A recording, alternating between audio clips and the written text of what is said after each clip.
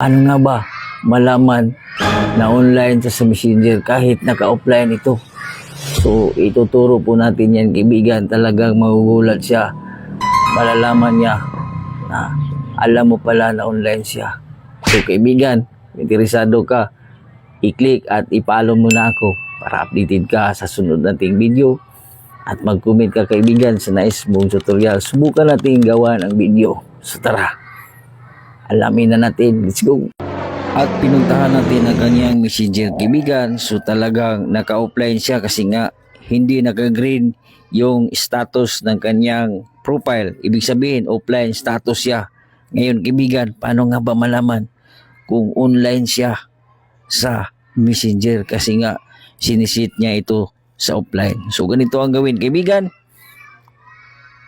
Ang tangi mong gawin ay puntahan ang kanyang Facebook. So pagkapunta mo ng kanyang Facebook, so ganito kasi yan, kaibigan, ipapakita ko.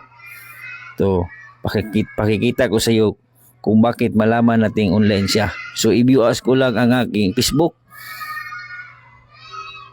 So ganito ang makikita, kaibigan, na online siya sa Messenger. Kasi nga yung Facebook niya online, yung Messenger niya offline.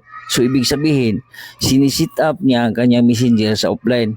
Pero ang totoo, online pala siya. So, doon natin makikita sa Facebook na online siya. Kasi nga, green ang kanyang Facebook. Ibig sabihin, naka-online siya sa Facebook at Messenger. So, ganoon lang, kaibigan, malaman ang mga sikretong galawan ng mga Hokage. So, huwag kalimutang i-share ang ating videos. Tanda ng kalaman ni Kemanan. God bless po sa ating lahat.